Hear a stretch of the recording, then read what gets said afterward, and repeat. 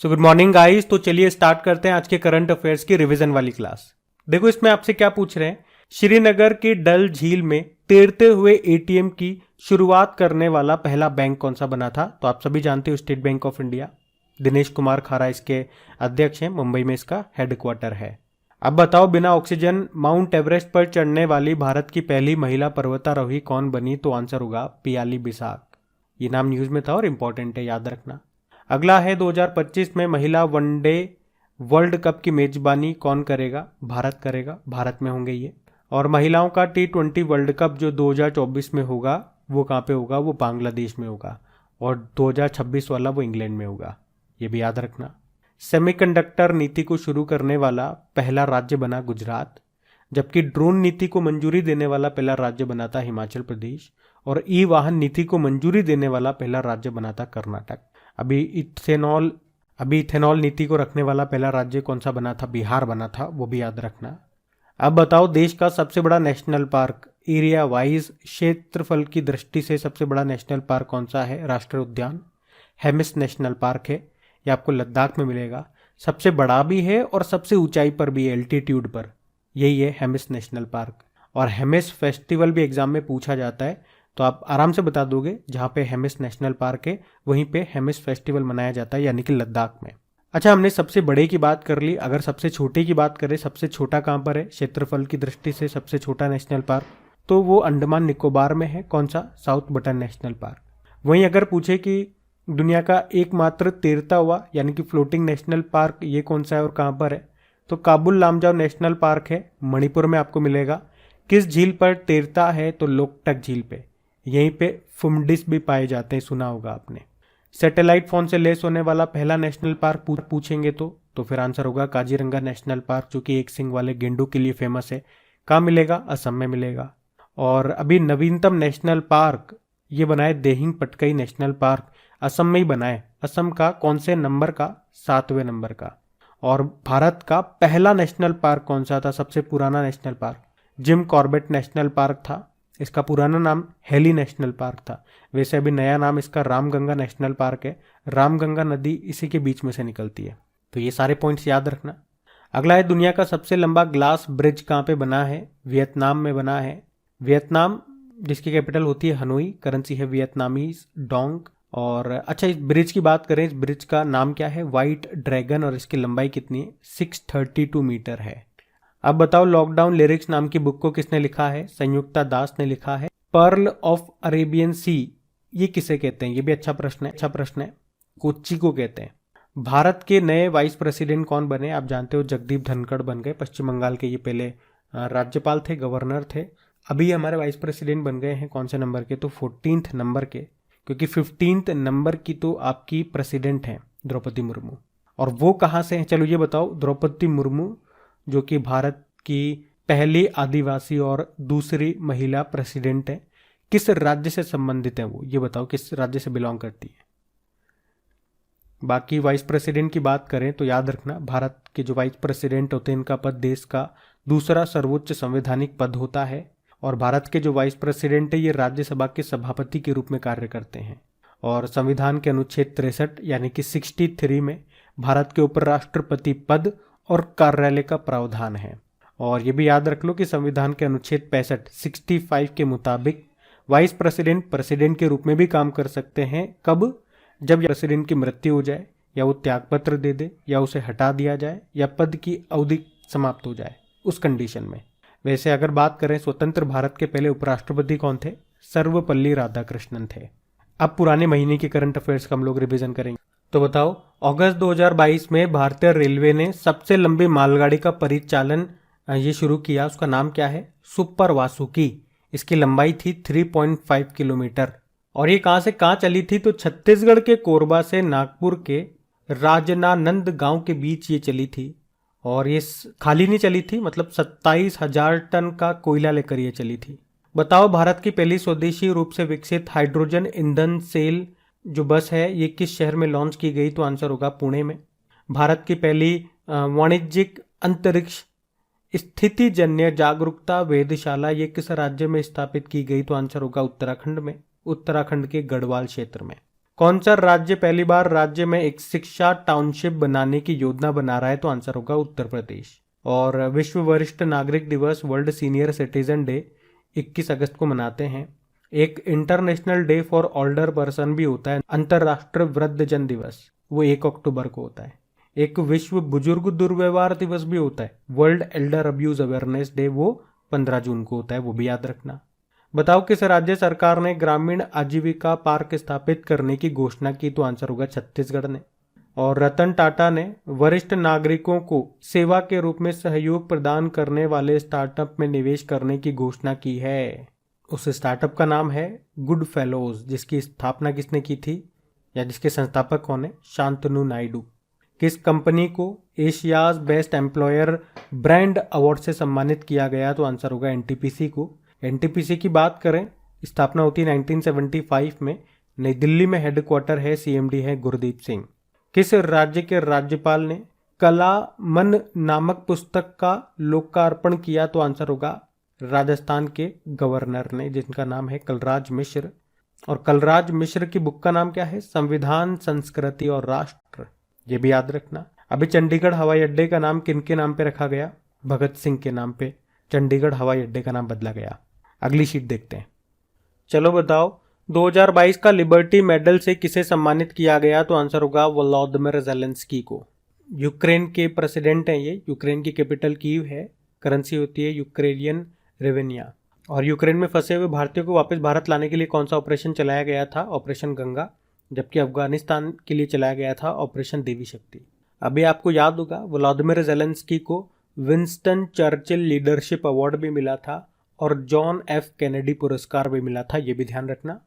A new India selected writings 2014-19 ये book है। इसको भी किसने लॉन्च किया था? हमारे पूर्व vice president M Venkaiah Naidu ji ने। ये जो बुक है ये पूर्व केंद्रीय मंत्री अरुण जेटली के चुनिंदा लेखकों का कलेक्शन है। वैसे हमारे नए वाइस प्रेसिडेंट 14 नंबर के बन गए जगदीप धनखड़। किस आईआईटी के शोधकर्ताओं ने गन्ने के कचरे से चीनी का विकल्प ऑल्टरनेट खोदने का एक नया तरीका खोजा? तो आंसर होगा आईआईटी गुवाहाटी।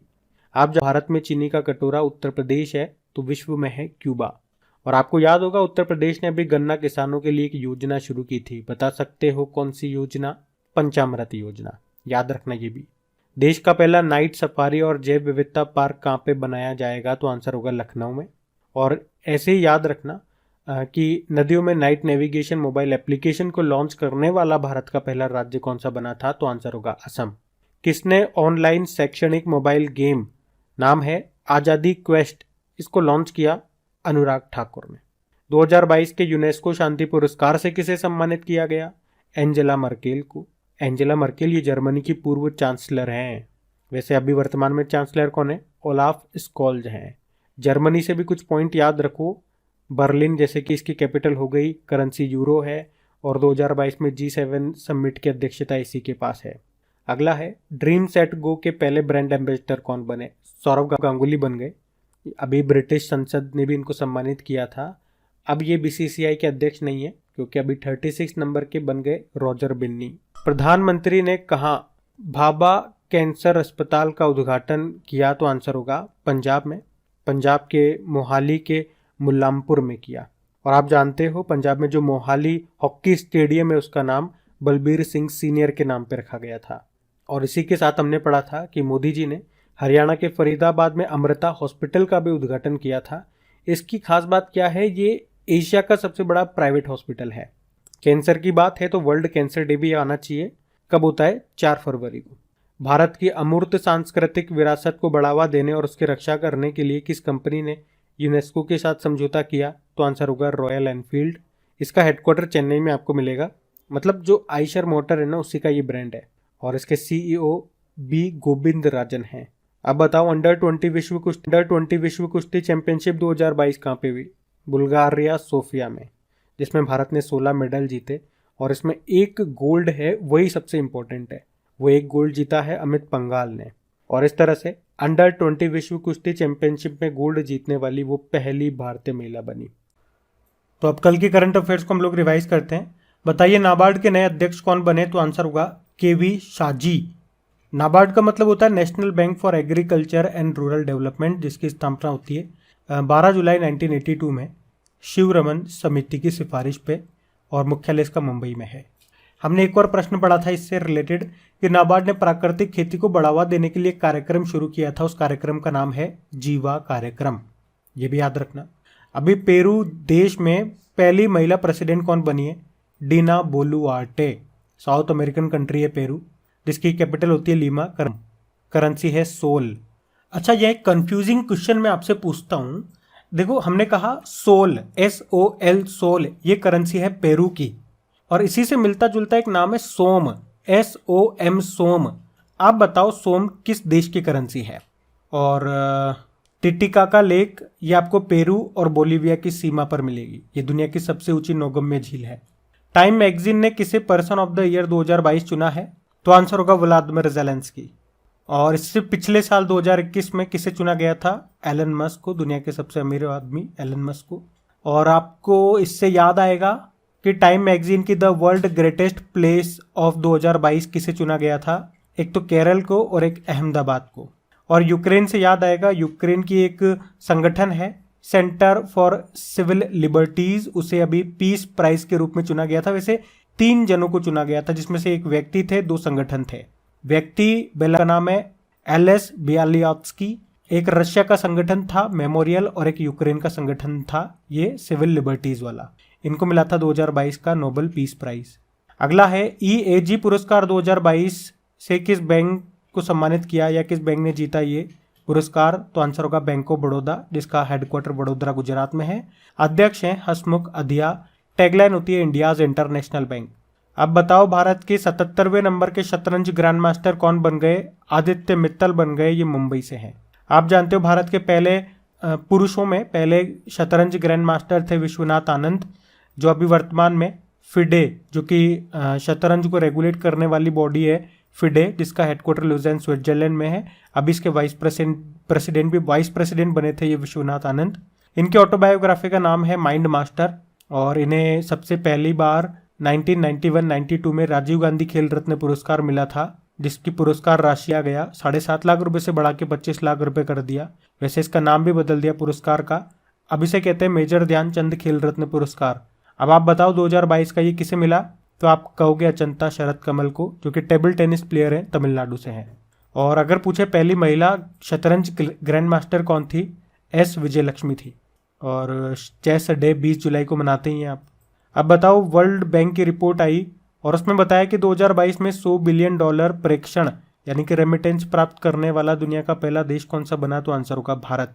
और सबसे ज़्यादा रेमिटेंस यहाँ पे कहाँ से आता है, किस देश से आता है? अमेरिका से। रेमिटेंस मतलब समझ गए ना, डेली करंट अफेयर्स वाली क्लास में डिटेल में समझाया था आपको। जैसे कि आपकी नौकरी लग गई है विदेशों में, कहीं पर भी लग गई, अमेरिका में लग गई, ब्रिटेन में लग गई, सऊदी अरब में लग गई, भारत के बाहर मतलब किसी भी देश में लगी है, तो वहाँ पे आप कमाई करोगे और वो कमाई का पैसा अपने घर वालों को भारत में भेज दोगे। मतलब तो विदेशों से पैसा कमा करके जो लोग भारत में भेज रहे हैं, उसी पैसे को कहते हैं रेमिटेंस।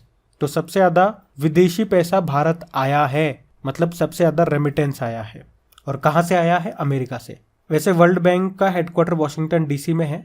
डेविड मालपास इसके अध्यक्ष हैं। और अभी वर्ल्ड बैंक के मुख्य अर्थशास्त्री कौन बने? इंदरजीत बने थे। इसने एक रिपोर्ट को जारी करना बंद कर दिया, उसे कहते हैं ease of doing business index. अब बताओ, फोर्ब्स ने एशिया के दानवीरों की सूची जारी की है, उसमें कितने भारतीय हैं? 3 है। गौतम अडानी है, शिव नादर हैं और अशोक सूता हैं।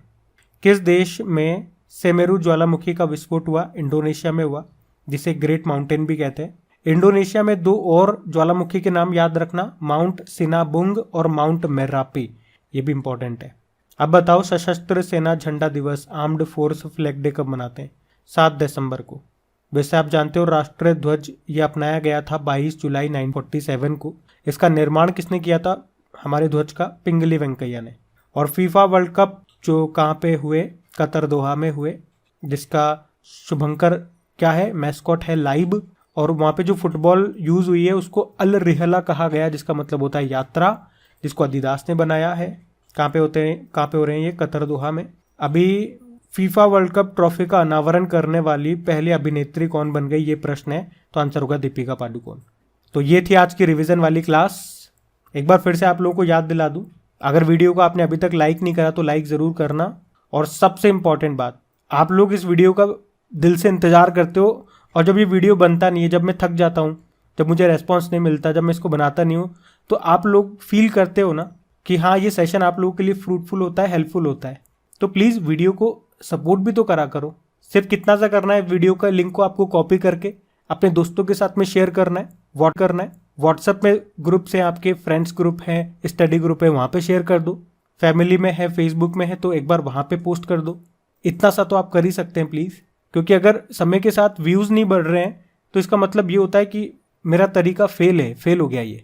और फेलियर वाली चीज़ को अगर मैं कंटिन्यू रख पा रहा हूँ तो फिर शायद मैं ही बेवकूफ़ हूँ। तो प्लीज़ आप लोग इसे शेयर ज़रूर किया कीजिए।